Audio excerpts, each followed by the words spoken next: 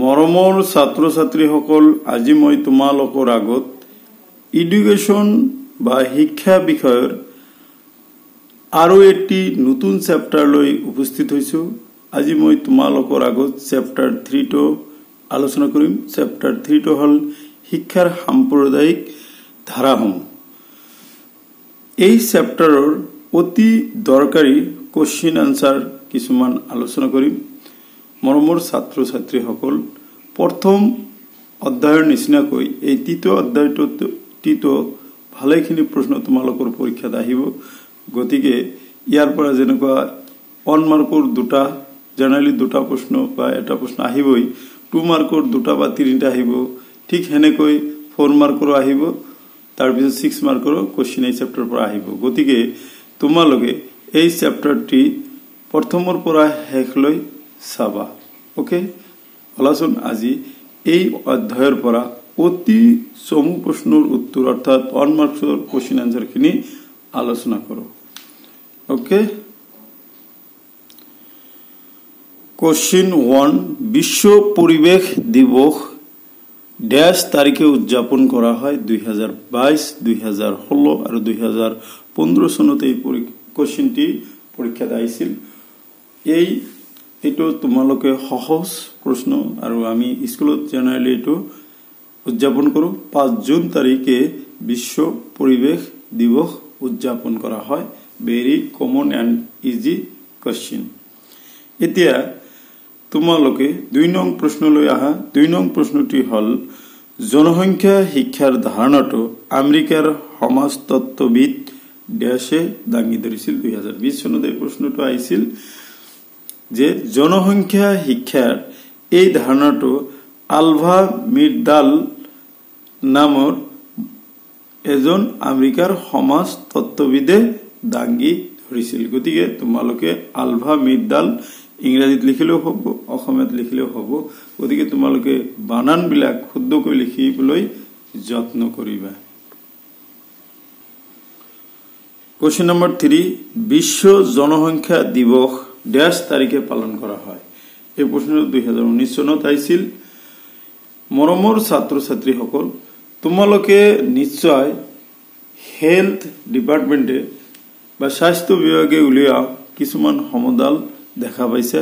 সেই সমদলৰ ভিতৰত বিশ্ব জনসংখ্যা দিৱসো এটি সমদল হিচাপে পালন কৰে। বিশ্ব জনসংখ্যা দিৱস পালন কৰা তাৰিখটো হল 11 জুলাই। প্ৰতি বছৰৰ 11 জুলাই তাৰিখে বিশ্ব জনসংখ্যা দিৱস হিচাপে পালন কৰা হয়। কোশ্চিন নম্বৰ 4, তিবিলিসি আন্তৰ্জাতিক পৰিৱেশ শিক্ষা সন্মিলন ড্যাশ চনত অনুষ্ঠিত হৈছিল? 2019 চনত প্ৰশ্নটো আহিছিল। তিবিলিসি আন্তৰ্জাতিক পৰিৱেশ শিক্ষা সন্মিলন 1977 চনত অনুষ্ঠিত হৈছিল। এতিয়া 5 নম্বৰ প্ৰশ্নলৈ আহা। 5 নম্বৰ প্ৰশ্নটো হল শাৰীৰিক শিক্ষা মানে কি? 2019 চনত এই প্ৰশ্নটি আহিছিল। শাৰীৰিক শিক্ষাই এগৰাকী শিশুৰ শাৰীৰিক বিকাশৰ ক্ষেত্ৰত সহায় কৰাৰ উপৰিও সুস্থভাৱে বিকাশৰ মানসিক, সামাজিক আৰু আৱেগিক বিকাশৰ ক্ষেত্ৰতো ই সহায়কাৰী।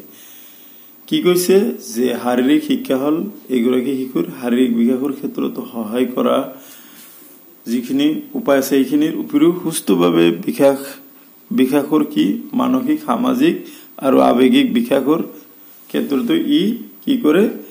সহায়কাৰী হিচাপে কাম কৰে। নেক্সট কোশ্চিন নম্বৰ 6, জনসংখ্যা শিক্ষাৰ ধাৰণাটো কোনে আৰম্ভ কৰিছিল? 2018, 2016, 2014 আৰু 2013 চনত এই প্ৰশ্নটো আহিছিল। মৰমৰ ছাত্ৰ ছাত্ৰীসকল, এই প্ৰশ্নটো অহা 2023 চনত অহাৰ পুৰা সম্ভাৱনা আছে। গতিকে তোমালোকে প্ৰশ্নটোৰ আনসাৰ মনত ৰাখিবলৈ যত্ন কৰিবা।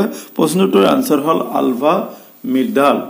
আগতে মই কৈছিলো সমাজতত্ত্ববিদ, সেই ঠিক তেওঁৰ সেইটোৱে অলপ কোশ্চিনটো ঘূৰাই পকাই দিছে। গতিকে আলভা মিৰ্ডালে জনসংখ্যা শিক্ষাৰ ধাৰণাটো আৰম্ভ কৰিছিল।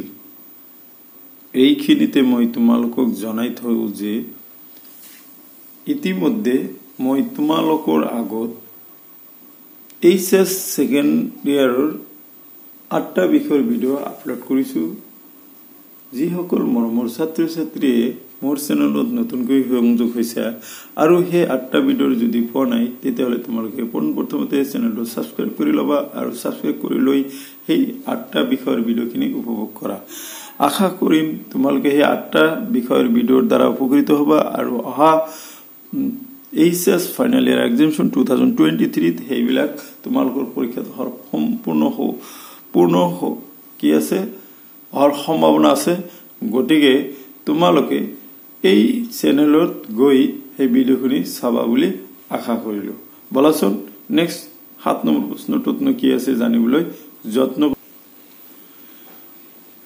কোশ্চেন নম্বৰ 7 আন্তৰ্জাতিক নাৰী দিৱস ড্যাশ তাৰিখে পালন কৰা হয় 2017 2014 চনত আছিল আন্তৰ্জাতিক নাৰী দিৱস বা মহিলা দিৱস प्रति बছৰ 8 মাৰ্চ তাৰিখে পালন কৰা হয় এতিয়া কোশ্চেন নম্বৰ 8 পৰিৱেশ শিক্ষাৰ উদ্দেশ্যসমূহ ড্যাশ সন্মিলনত নিৰ্ধাৰণ কৰা হৈছিল 2017 চনত কোশ্চেনটো আছিল যে পৰিৱেশ শিক্ষাৰ উদ্দেশ্যসমূহ ধৰিত্ৰী সন্মিলনত নিৰ্ধাৰণ কৰা হৈছিল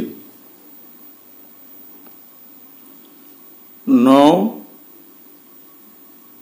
কোন চনত মহিলাৰ ঘৰুৱা হিংসা সুৰক্ষা বিলখন গ্ৰহণ কৰা হৈছিল 2015 চনত আছিল 2005 চনৰ 23 জুন তাৰিখে মহিলাৰ ঘৰুৱা হিংসা সুৰক্ষা বিলখন গ্ৰহণ কৰা হৈছিল এতিয়া কোশ্চেন নম্বৰ 10 লৈ আহা 1992 চনৰ বসুন্ধৰা সন্মিলন ড্যাশ চহৰত অনুষ্ঠিত হৈছিল 1992 চনৰ বসুন্ধৰা সন্মিলনখন ব্ৰাজিলৰ ৰিও ডি জেনেৰিঅত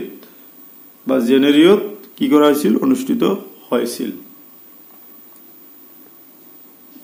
মৰমৰ ছাত্ৰ ছাত্ৰীসকল এতিয়া 11 নম্বৰ প্ৰশ্নলৈ আহা 11 নম্বৰ প্ৰশ্নত আছে কোন চনত ষ্টকহোম সন্মিলন অনুষ্ঠিত হৈছিল 2012 চনত এই কোশ্চেনটো আহিছিল যে 1972 চনত ষ্টকহোম সন্মিলনখন অনুষ্ঠিত হৈছিল তাৰ পিছৰ প্ৰশ্নলৈ আহা 12 number protection of women from domestic violence বিলখন কিমান চনত গ্ৰহণ কৰা হৈছিল protection of women from domestic violence বিলখন 2005 চনৰ 23 জুন তাৰিখে গ্ৰহণ কৰা হৈছিল এইখিনিতে মই তোমালোকক জনাই থব খুজিছো যে মোৰ আৰু এখন ইউটিউব চেনেল আছে সেই চেনেলখনৰ নাম হল মেথছ অসমত মই ক্লাছ 9 আৰু 10 ৰ general mathematics advance mathematics general science geography আৰবি আদি ভিডিও আলোচনা কৰা হৈ আছে গতিকে সেই চেনেলটো তোমালোকৰ ঘৰত বা তোমালোকৰ বন্ধু বান্ধৱী বা তোমালোকৰ ঘৰৰ ওচৰত যদি নৱম বা দশম শ্ৰেণীৰ ছাত্ৰ ছাত্ৰী আছে সিহঁতৰ কাৰণে এই চেনেলটো উপযোগী গতিকে তোমালোকে এই ভিডিওৰ হ্যাশট্যাগত সেই চেনেলৰ লিংকটো দিয়া আছে তাতে গৈ সেই চেনেলটো সাবস্ক্ৰাইব কৰি লৈ তোমালোকৰ মৰমৰ ভাইটি ভণ্টি হতক বা বন্ধু বান্ধৱীক শেয়াৰ কৰিব পাৰা বলাচোন এতিয়া আমি নেক্সট কোশ্চেন লৈ যাও কোশ্চেন নম্বৰ 13 কোন চনত ভাৰত চৰকাৰে মহিলা সবলীকৰণ ৰাষ্ট্ৰীয় নীতি গ্ৰহণ কৰিছিল উত্তৰ 2001 চনত 2001 চনত ভাৰত চৰকাৰে মহিলা সবলীকৰণ ৰাষ্ট্ৰীয় নীতি গ্ৰহণ কৰিছিল এতিয়া তোমালোকে 14 নম্বৰ প্ৰশ্নলৈ আহা পৰিৱেশ শব্দটো ফৰাসী শব্দ ড্যাশৰ পৰা আহিছে দ্যাট মিন্স পৰিৱেশ মিন্স এনভায়ৰনমেন্ট তোমাক পৰীক্ষাত এনেকৈ দিব পাৰে যে এনভায়ৰনমেন্ট শব্দটো কোনটো ফৰাসী শব্দৰ পৰা আহিছে এনেকুৱা প্ৰশ্নত দিব পাৰে যে আনসাৰটো কি হ'ব এনভায়ৰনমেন্ট শব্দটো ফৰাসী শব্দ এনভায়ৰনাৰ শব্দৰ পৰা আহিছে ওকে গতি যাৰ অৰ্থ হ'ল কাষ বা চাৰিওফাল। গতিকে মৰমৰ ছাত্ৰ ছাত্ৰীসকল, এইখিনিয়ে আছিল আজিৰ এই ভিডিঅ'ৰ বিষয়বস্তু। তোমালোকে যদি ভিডিঅ'টো চাই ভাল পাইছা তেতিয়াহ'লে ভিডিঅ'টোত এটা লাইক কৰিবা, কাৰণ তোমালোকৰ লাইক দেখা পাই মন উৎসাহ বাঢ়িব, আৰু এই উৎসাহৰ জৰিয়তে মই তোমালোকৰ কাৰণে আৰু কঠোৰতকৈ কঠোৰ পৰিশ্ৰম কৰি নতুন নতুন ভিডিঅ' লৈ আহিম। আৰু ভিডিঅ'টো চাই তোমালোকৰ কেনে লাগিছে সেইটো মোক তোমালোকে কমেণ্ট কৰি জনালে মই নথৈ আনন্দিত হ'ম। আৰু তোমালোকে সদশেষত এই ভিডিঅ'টো তোমালোকৰ প্ৰিয় বন্ধু বান্ধৱৰ লগত বেছিকৈ শ্বেয়াৰ কৰিবা, যাতে এই ভিডিঅ'ৰ দ্বাৰা সিহঁতেও উপকৃত হ'ব পাৰে।